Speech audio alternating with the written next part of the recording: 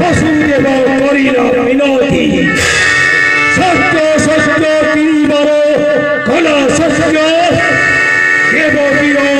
অষ্টম গল্প সন্তান যায় এটি দেব হস্তরে জনমুহি বসুদেব সত্যবাদী